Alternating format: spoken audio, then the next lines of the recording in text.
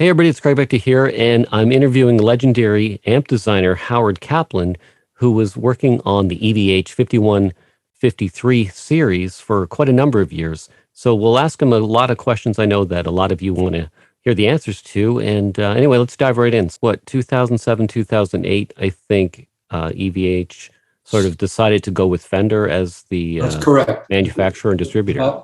About that time, they had already put out and joined force with Van Halen, put out a 5150 100 watt head, and that was designed by a guy named Matt Wilkins, and it was really a step forward from the PV series.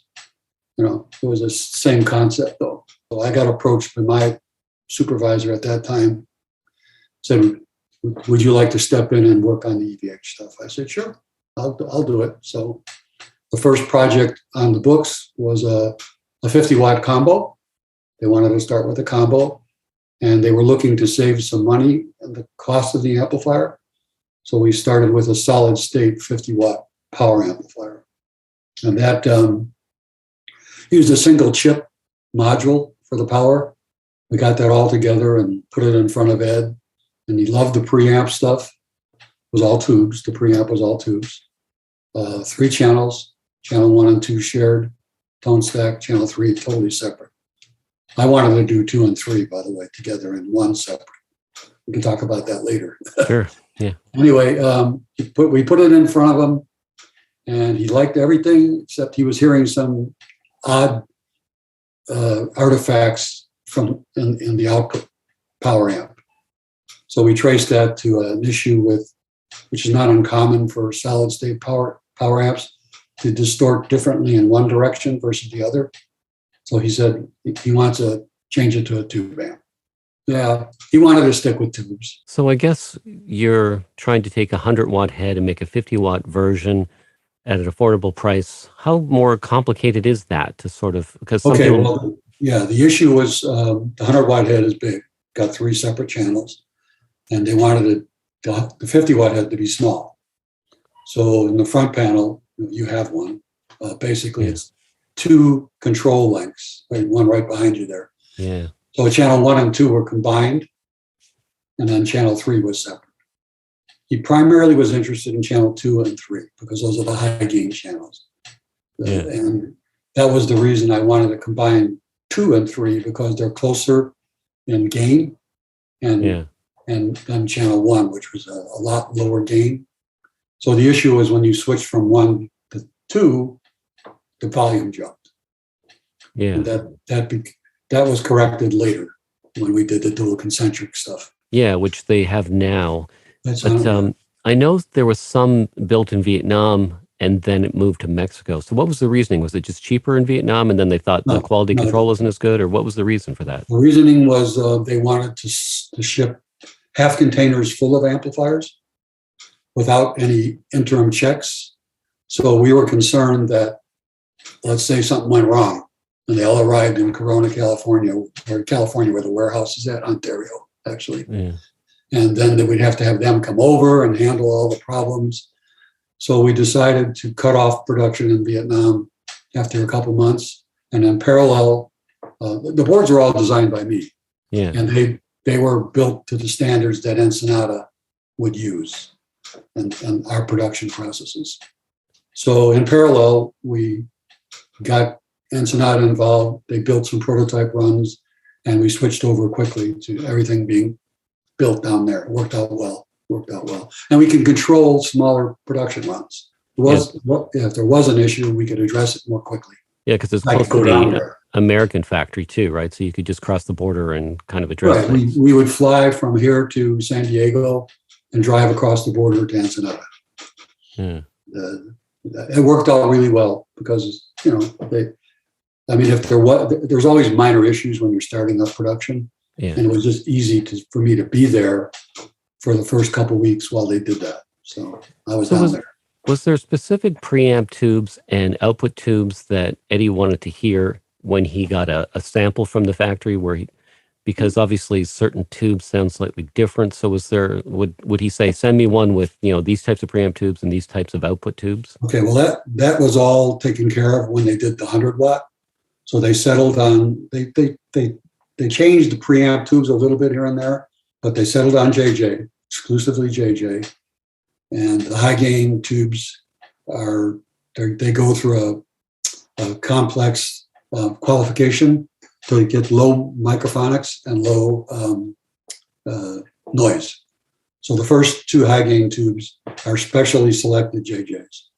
And if you look at any of the EVH amps, if you pull that tube, there's a silver dot on those two tubes. Oh, okay. Special. And then the first two tubes also have with the tube shield, there's a foam insert to help isolate it. Yeah. Physically better.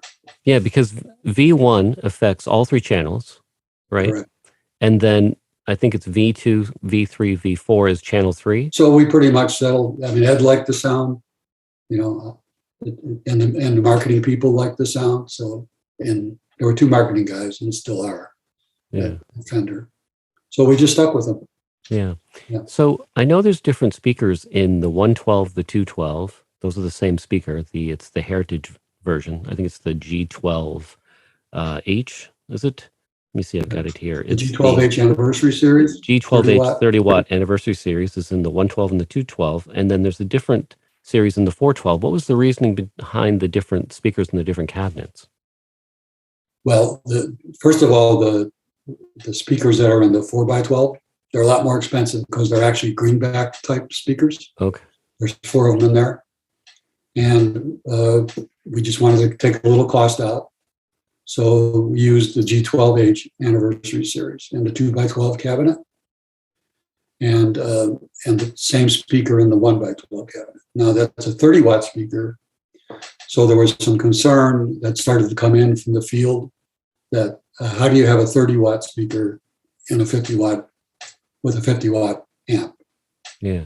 Of course, with the 2x12, there's 2 of them, so you got 60 watts. Yeah. So we wound up. It only happened about 5 years ago. There never was a problem because the Celestion speakers are really rugged and they can handle a lot more than that rated power.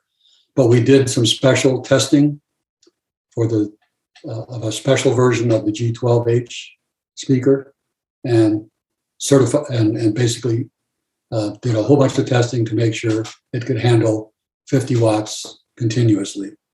And that speaker it's specially labeled EVH special design.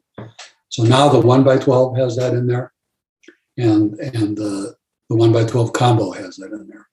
Now the 2x12 combo has this G12H 30 watts, 2 of them, and the 2x12 cabinets. Yeah. Okay. So now I know some people were unhappy with that volume jump on Yes. channel 1 to channel 2, but you came out with a mod for that you're doing now currently. Tell us more about Yes. that. Okay. Well, from the very beginning when I was down in Ensenada to prove the 50 watt head, one of the things I noticed is when they switched, and I knew this before, and I had mentioned it to Ed, and he was not concerned about going from 1 to 2 because he was always on 2 or 3. Yeah. So I wanted to change it at that time, but marketing said no, he's happy with the way it is. On the first combos that we did after the head, Yeah. they wanted a higher gain channel 2.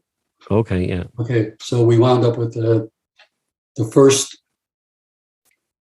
pumping the signal into the channel 2 chain from the first channel 3 preamp tube and boosted the signal. Okay, so that wound up to be a higher gain amp, and we still had that volume jump, but again, he was not concerned about the 1 to 2 jump. So, but at that time, that product came out. The first 1x12 and 2x12 combos were out. And then we decided we wanted to move to EL34 amps. And at that time is when we revisited the volume jump. So that's when we decided to fix it. So and that happened in the EL34 heads. So to do that, since I had in the back of my mind that maybe we would want to offer an update to the older combos and 50 watt 6L6 heads. I designed the board to be a drop-in board from above. So the two gain and volume controls weren't on the main board anymore. They were on this little auxiliary board, which fit it right down in that space. So it made it easier. I designed it so it could be used in a new version of the 50 watt head, and also retrofitted, which is the kit, into the old combos and the old 50 watt head. So I did that on purpose so we could offer a solution to the people that were complaining about the volume jump. Yeah, so they wouldn't have to go buy the new version. They could just so that became a service center installable option. The board had two Noble pots on it, a relay, and miscellaneous other stuff. I'll put your website info and your Facebook info below this video, so if anybody wants that mod, they can get in touch with you. Yeah, there's a detailed description of what it is. There's a different version for the combo versus the head, because the combos are a mirror image. That was one thing when we took the 50 watt head and started the combo. The combo has it's an upside down inverted chassis, but we wanted the input to be in the same place and the controls in the same place. So I had to mirror the board. Yeah. Which was a little tricky. I know some people ask, why is the power and the standby on the back, but you wanted to keep it far from the input jack? Is that what it was? Definitely the reason. Yeah. Yeah. You didn't want to run AC signals up towards the front. Now, a lot of people complain about that if they want to put it in a rack. It's just what Fender wanted to do. Yeah. Now in the new Iconic series, which has vertical chassis, the power's on the front and the 80 watt head. So I know a lot of people are talking about biasing their amps, and the Stealth is great because you've got the readings on the back, so that's easy to do. But like another video I saw where you suggest don't pull at the chassis if you don't know what you're doing, because it is kind of dangerous if you're not an amp technician. That was the main reason for not publishing the details how to bias one of the amps that don't have the external bias. Yeah, because people they don't understand that there's 400 to 500 volts in there, and you're working on the power amp board when you're doing the bias. Yeah, and the test point is just across a 1 ohm resistor, so it's low voltage. But you got to be like, Fender doesn't want to have somebody hurt and have a lawsuit. No, definitely, it's dangerous. Even with the ones, the S version that has a little bracket over the bias control is and a warning symbol. It basically says qualified service technician only. Yeah. Although that one is easier to do because it's just a little. It is easy to do because you're not opening the chassis. No. And you're measuring. The one thing that some people have done wrong is they think about bias current. Yeah. So they stick the meter in current load, which you can't do. You have to do a voltage sense. It's a millivolts DC. Yeah, right?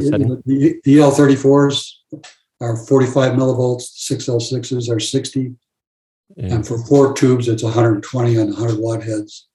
And 4 EL34s is 90 millivolts. I know you see all this stuff in forums because I've read all kinds of stuff where they talk about 60% dissipation and 70% and all that stuff. Yeah. All that stuff. It can get quite confusing. So that's why I went to you for, what should I set it at? Yeah, right. But the tubes, the power rating on all of the EVH amps and Fender amps in general is at 5% harmonic distortion. And it's usually tested not driving from the preamp, driving from the return jack. So there's no distortion ahead. It's like a pure sine wave going in.